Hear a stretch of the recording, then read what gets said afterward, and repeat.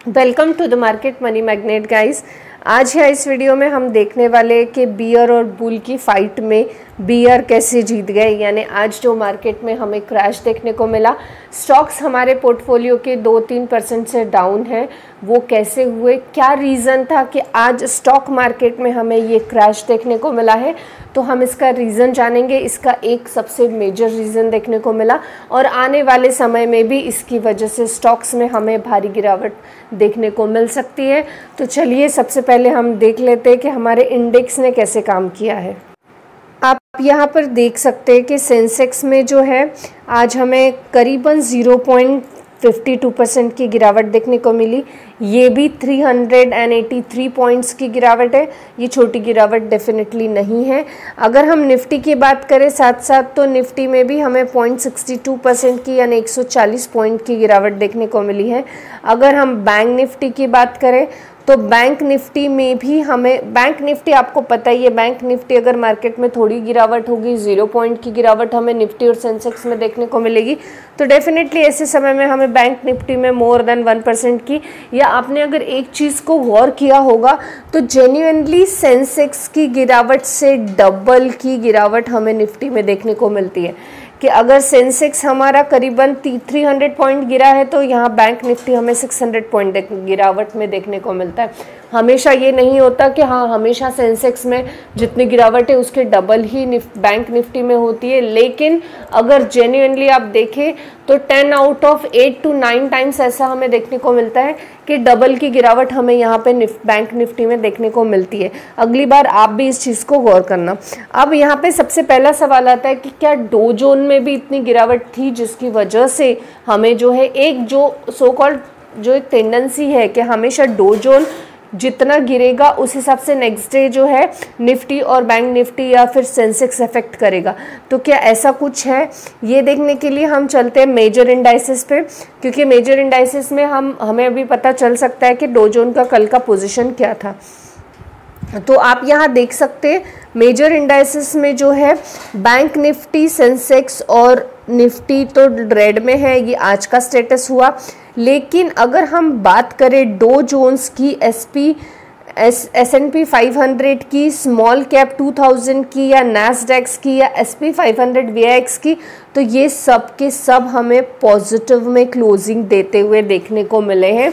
सब के सब पॉजिटिव थे, स्टिल जो है इंडियन मार्केट निगेटिव में था। तो ये क्या दोनों का कनेक्शन है? डेफिनेटली दोनों का कनेक्शन है, और दोनों के कनेक्शन में एक चीज़ कॉमन है, वो है US फेड के रेट हाइक। ठीक है, अब जब US फेड के रेट हाइक की बात हो ही रही है तो मैं आपको बता दूं कि जो US रेट है ये रेट कट हुए हैं।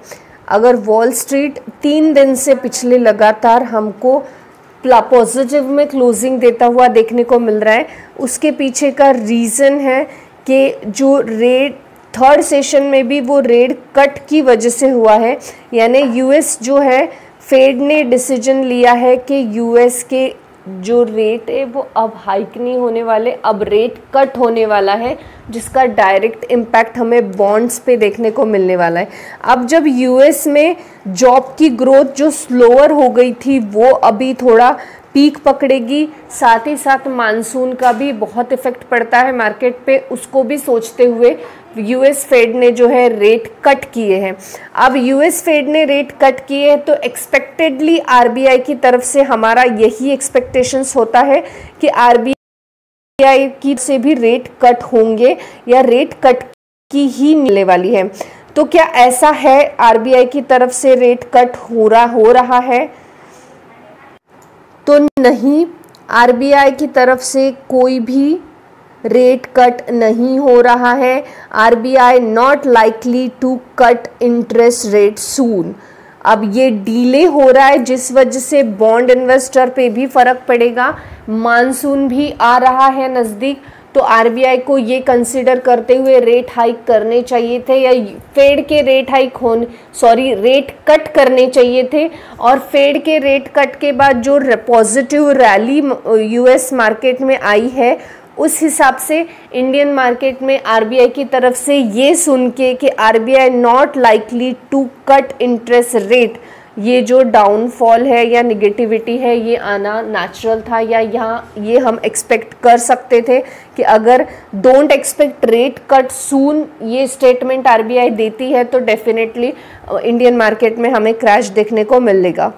हम इसका अगर थोड़ा डिटेल देखें तो आप देख सकते हैं कि आरबीआई का जो डिसीजन है on starting own policy rate easing cycle, इसके हिसाब से आरबीआई करंट पॉलिसी के हिसाब से जो प्लग टू फेड कर रही है, यानी फेड को कॉपी न करते हुए अपने हिसाब से एक पॉलिसी को रन कर रही है, उसमें RBI will not proceed the Fed any policy reversal in 2024, यानी वो कोई भी रेट कट नहीं करेगी। डोमेस्टिक इन्फ्लेशन पे वो ज़्यादा काम करना चाहती है, जिस वजह से आरबीआई की तरफ से रेट कट का कोई भी इंडिकेशंस नहीं है, या अभी इतने जल्दी वो रेट कट करने की मूड में नहीं है, हम ये बोल सकते हैं। इसके अलावा जो ग्लोबल सेंट्रल बैंक एक्शन है वहाँ भी आरबीआई ने क्लोज आई की करना चाहिए कि जैसे क्रूड ऑयल को लेकर जो है, क्रूड ऑयल के प्राइजेस को लेकर, या अभी मानसून बहुत ही नज़दीक आया है, आप यहाँ देख सकते हैं keeping I on a crude oils भी ये करने की बोल रहे हैं कि उस पर भी ध्यान रखना चाहिए, मानसून नज़दीक है इस पर भी ध्यान रखना चाहिए, उस हिसाब से डिसीजन लेना चाहिए। ऐसे नहीं कि हमको फेड को कॉपी नहीं करना है तो हम रेट कट अभी इतने जल्दी नहीं करेंगे, हम आगे सोचेंगे। तो आज जो अगर हम बात करें कि आज का जो ये गिरावट था मार्केट का, इसका मेन कॉज क्या, आज की इस गिरावट के पीछे का मेन रीज़न ही रहा है कि यूएस फेड की तरफ से रेट कट होने की न्यूज़ आई है, पर आरबीआई ने डायरेक्टली मना कर दिया है कि हम रेट कट इतने जल्दी नहीं करने वाले हैं। और इतने जल्दी रेट कट न करने के पीछे हम देख सकते हैं बॉन्ड्स पर भी इफेक्ट पड़ने वाला है, जो कि डायरेक्ट मार्केट पे इम्पैक्टेबल होगा।